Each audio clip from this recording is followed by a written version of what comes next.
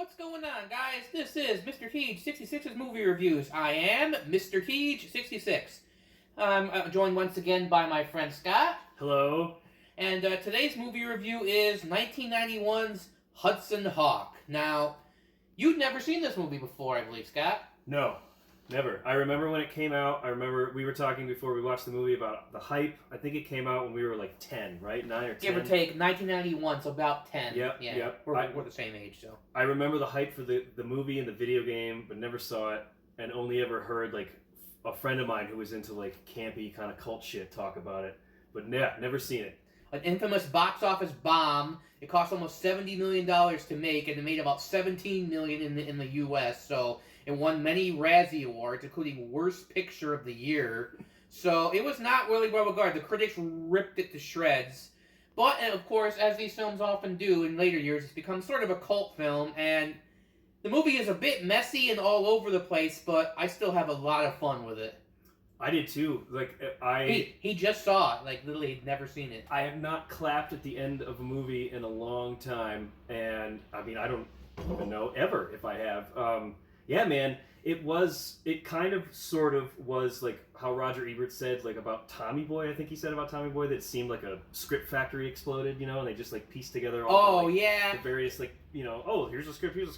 But it I was saying right before we started doing this, like it really found itself, you know what I mean? Like it pieced together like the odd plot points or the quirkiness of the, what were they called? The candy bar people? The CIA candy bar people? I consider this a live action cartoon. There's just no two ways around it because things happen which I won't spoil it, but make no fucking sense whatsoever. I mean, when I first time I ever watched this movie, I had to rewind a couple times because I was like, what the hell just happened? I don't even understand. The one line, like you mentioned, where, what was it? The Butterfinger, by the way, was my favorite candy bar person. There's a bunch of CIA agents that all have code names of candy bars. Yeah. We're not even going to try and explain. Well, should we explain the plot? Go for it, man. It concerns about a guy named Hudson Hawk, a cat burglar played by Bruce Willis. He's just gotten out, and he's forced into performing one last job where they have to find the pieces of a crystal, I believe it is, that Leonardo da Vinci made for a machine that can, when activated, it can turn lead into gold. And honestly, the story really isn't even important. And yeah, it's just about a bunch of crooked people wanting to get rich. Like first the mob hires him, and then the CIA is played by Frank Stallone. Who, wow, what a chin, my man. Like, yeah, those Stallone boys have great chins. They sure do.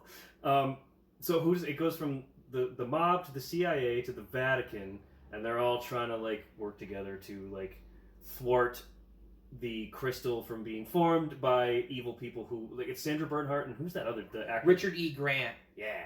They were fantastic. They go for it. And one of the criticisms, I guess, that Roger Ebert had with the film is that everyone goes over the top. And if it had been just Bruce Willis and, Danny Aiello, I can never say his last name properly. Aiello, thank you.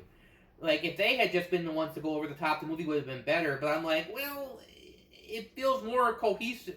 Not cohesive, but, like, feels more of a piece that everyone's just a cartoon character.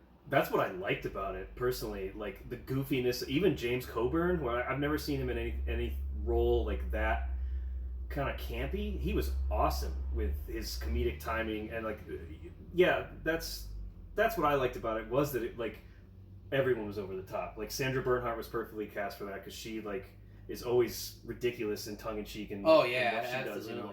I don't know if I've ever seen Richard E. Grant in anything, and if I have, I don't remember it, but those two together were fantastic. Including the line one of the most random lines I've ever heard. I interrupted you before. The most random lines ever. We'll spoil this one.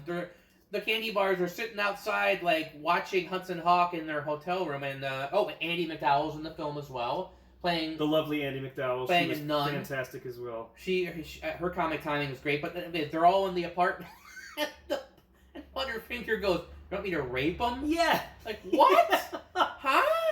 What the hell are you talking about? And then there's David Caruso, one of his early film roles. That's and right. He likes to dress up as other characters in the movie.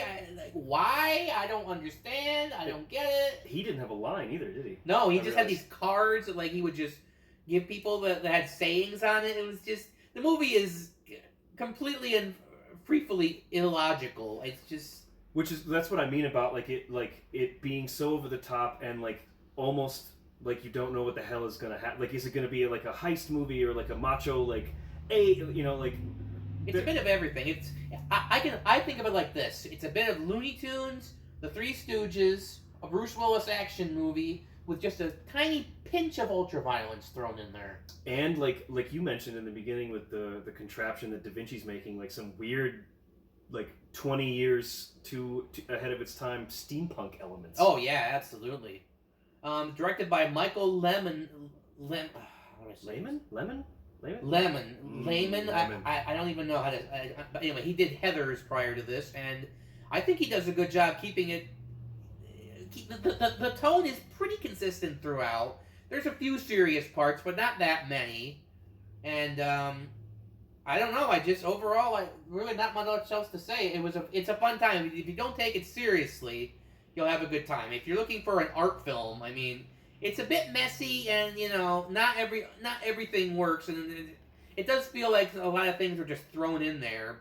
I feel like too, it was like action movie fans were probably like, let's go to a Bruce Willis movie, and then they're like, what is this? They're singing, it's weird. Yeah. Also, like, a lot of the Christian elements, right? Like, maybe there were people that are like, ooh, there's a movie about the Vatican, and then all the cursing, and, like, Andy McDowell, we won't spoil anything, but, like, Andy McDowell's character maybe being a shock to, certain people who were hoping... I think I spoiled it already, I already said. Oh, see, I'm so excited by what I just saw. I'm not completely paying attention. That's okay. Yeah, man. Like it just seemed like it had a mark, but the marks didn't get it. Whereas, I think it was actually promoted as a Bruce Willis action movie because this was only a couple years after Die Hard, and he'd been doing a lot of action movies. Did Die Hard 2 come out the same year? Nope, that was 1990, so this is a year later. So a lot of people were expecting this to be a generic, or maybe not generic, but just sort of a Bruce Willis action movie, and they're like, oh, wait a minute, this is not at all what we thought it would be. Because he kind of comes from the world of comedy too, right? That show Moonlighting that he was on. Oh, yeah. Like who else was on that show? Sybil Shepherd? Shepherd, yeah. Yeah. So he never watched it, but... I remember, my mom watching it when I was, very young, but no, everything Bruce Willis has been in, that's kind of what makes this movie awesome, is that, his shameful mugging, he mugs for the camera so much, but in any other movie it would be annoying, but here it's just... He's got great comedic timing. Oh, absolutely fantastic. He's got great chemistry with Danny. With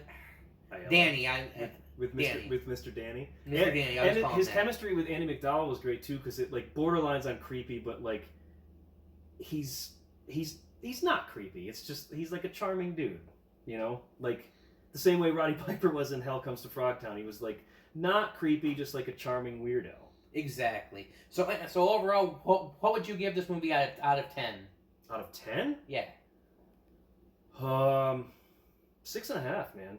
6.5, 6.5, 7. It was that like I said. I thought it would be higher. You clapped at the end. Well, well, there's always margin of error, I guess. But I get why it didn't go over. Hence 6.5, 7. Where it did sort of meander a little bit, but like I said, once it found itself. So the early scenes you thought were a little eh? Just the way, I guess the way they were setting it up, because it didn't really get goofy for me until the ambulance scene. Oh god, the ambulance scene, that's where it really starts. That's where I'm okay, this is where it wants to go. I see. And before that, it's just kind of is this a heist movie? Is this an action movie? I get you. Yeah. I would give this probably a 7.3. It is an absolute cult film, no question about it. And I can't say it's brilliant, because it is, some of it is a little sloppy and a little disjointed. There are things that don't make any sense. It's not quite a cohesive narrative, but the charm and just the sheer weirdness of it make up for it. So I would give it a 7.3. So I guess that's about it. So Scott, thank you very, very much for joining me as always. Good to be here. And we'll be back next time, hopefully with another movie review. Anyway, this is Mr. Teed 66, and we'll see you next time.